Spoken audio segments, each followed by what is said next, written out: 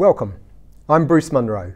With me is International Relations Specialist Professor Robert Patman, and this is Global Insight.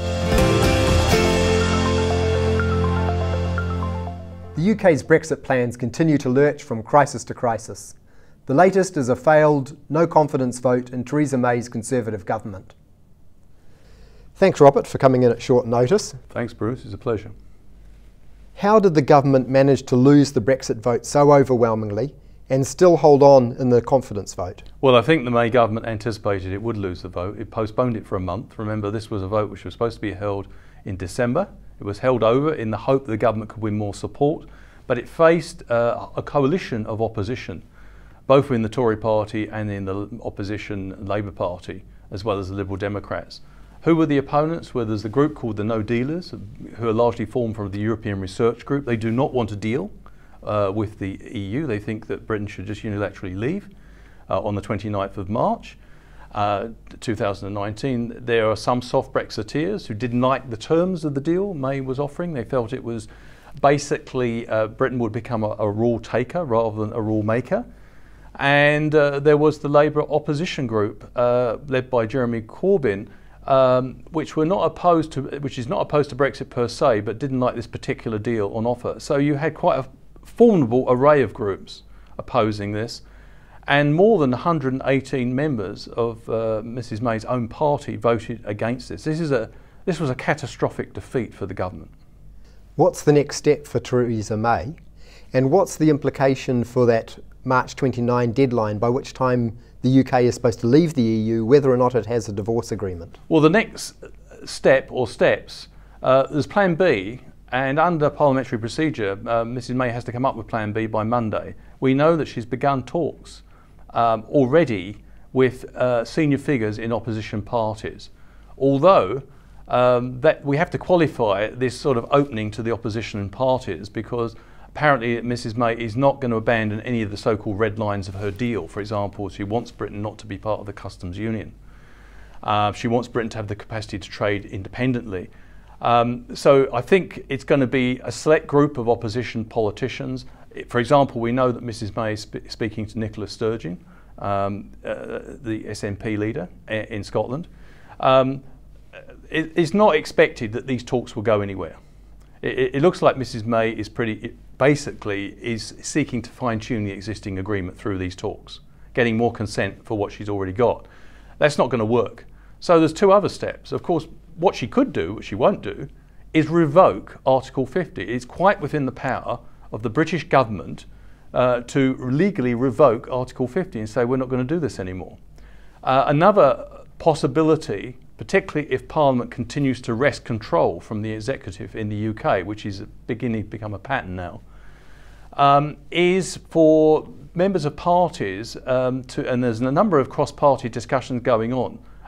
There's quite a lot of support for a second referendum.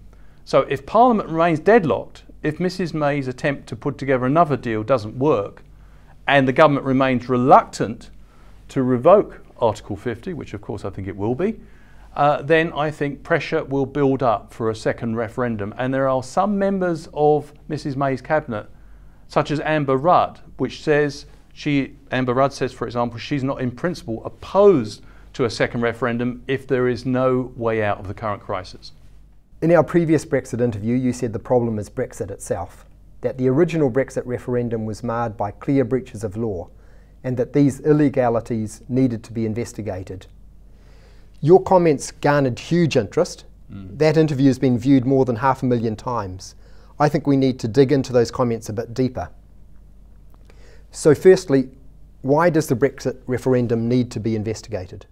Well, because there is now evidence of multiple irregularities, breaches of electoral law, illegal spending. One side, the Leave side, vastly exceeded its spending limits. And there is a strong suspicion, well, there's more than a suspicion, there is documented data crime. One group was fined over £500,000 by the relevant authority in the UK. In addition, there is mounting evidence of Russian interference in Brexit. Brexit, in many ways, seems to be the template for Russian collusion with the Trump campaign in the 2016 election. And so on all these fronts, there needs to be a rigorous investigation. After all, to use an analogy with sport, if one side is suspected of cheating, normally the event is declared null and void, and at least there is a rerun of the event. This hasn't happened, and I think there's going to be mounting pressure for this to happen. There's not enough pressure at the moment. Why hasn't this investigation already happened? I think Britain has been living, for quite understandable reasons. Most British citizens are deeply preoccupied with this issue. But many of the newspapers are very strongly pro-Brexit. So these sort of issues, apart from newspapers like The Guardian and The Observer, haven't been giving much airtime to some of these irregularities. And one thing I'd just like to correct is that the biggest donor, Mr. Aaron Banks, is already under investigation by the National Crime Agency. So, and the other thing to note is that the Munro investigation has now extended its lines of inquiry to London and is looking at people like Mr. Banks, but also Nigel Farage is under active investigation now by the Munro inquiry. So in normal circumstances, this would give many people pause to thought whether the 2016 referendum was a fair and free contest. You said last time that this was about upholding the rule of law, that if you can't uphold the rule of law in a liberal democracy, then everything else is at risk. What is it that's at risk? Well, I think this is a crucial question. I think British democracy is undergoing a crisis. The fact that, for the reasons we've just went through, the present government is not dealing with serious discrepancies and irregularities is worrying.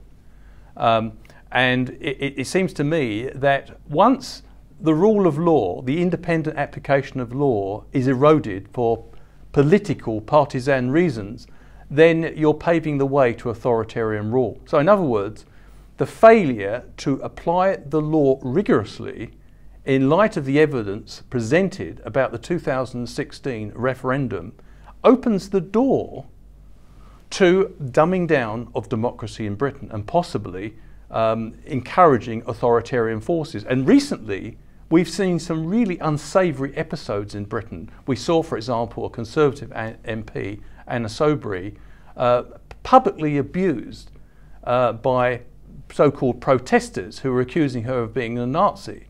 And the more disturbing thing is that while both the Prime Minister and Mr. Corbyn, the opposition leader, paid lip service to denouncing this public abuse of an MP going about her business outside the House of Commons in Westminster, they haven't sustained that criticism. They haven't said this is disgraceful. They haven't said this should never be tolerated in a democracy where elected representatives are being physically jostled and abused. So I think this is a potentially dangerous situation. So apart from an investigation, what could be done to support democracy in Britain? Well, I think it's high time that Britain considered electoral reform. At the moment, we have a situation where a government can be formed in Britain by as little as 35% of the popular vote. In New Zealand, for example, we have MMP, the German system. It means by definition, you can only form a government with 48% of the popular vote, which means that in most situations, parties have to form coalitions. It means in the British context, you couldn't have a situation where you had leaders like Mrs. May and Jeremy Corbyn trying to foist their version of Brexit on the British people and largely ignoring the 48% who voted to remain in the in the EU. So I think this is an important issue. And it's no coincidence, in my view, both countries where democracy is in trouble both had the first past the post electoral system. And I think it's something that Britain should seriously consider. Of course, the two major parties do not want to consider it because they benefit from the status quo. And so we have this tragic situation at the moment where all the polls indicate the majority of people agree with the stance being taken by the third party, the Liberal Democrats. But under a two-party system, they feel their vote will be substantially wasted. But I think going forward, it's in the interest of the Labour Party and the Conservatives to consider electoral reform, because ultimately, if the quality of governance is going to be improved in Britain and democracy is going to be reinvigorated, you do need an electoral system that captures the complexities of the society it's seeking to represent. Have any other Liberal Democratic governments expressed their concern about the Brexit referendum? Intermittently, there have been speeches by parliamentarians in Europe, in Strasbourg. We should remember that one MP was killed in the course of the referendum, Jo Cox, the Labour MP. She was killed by a neo-Nazi. But to come back to your question, the international community has been largely silent.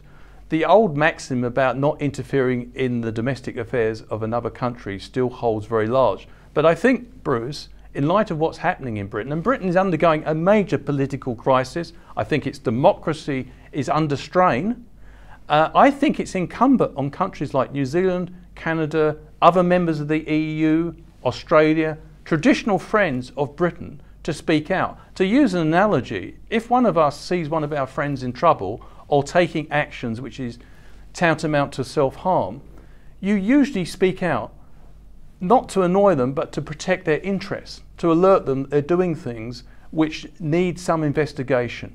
And I feel that this is the time that we must speak out. So do I take it from that you, Professor Patman, are calling on the New Zealand government to express its concerns? Yes, I would like the Ardern government not just do it on its own, but to get together with other liberal democracies and express concerns about the way the 2016 referendum has been conducted and about the fact that some of the irregularities, breaches of the law, do not seem to have been thoroughly investigated, and that's worrying. And who should they express those concerns to? Is that just out into the ether, or do No, I think it's incumbent in the 21st century for countries like New Zealand, Canada, Australia, and other liberal democracies, particularly what I call the small and the middle-sized liberal democracies, to send a clear collective message to London. Now, why do I say this? Because both Britain and the United States have been architects of the liberal order. And we as a country, and many other countries, have a big stake in maintaining an international rules-based order. We cannot be indifferent to some of the things that are happening in Britain because it has implications globally. If we do not want to see the rise of authoritarianism, then I think we should speak out. And just on an economic level, New Zealand and Canada and Australia are all smallish countries which benefit by a rules-based international trade system. It enables a small player like New Zealand to trade with more than 150 countries in the world. If the rule of law is undermined in Britain and by extension is weakened internationally, we could be heading for an international free-for-all, where the biggest are able to throw their weight around at the expense of the smallest. And that's not a situation we really should relish. I think we should speak out to protect our interests. Thank you, Robert, for your insightful comments. Thank you, Bruce. And thank you for watching. Catch us next time on Global Insight. Ka kite anō.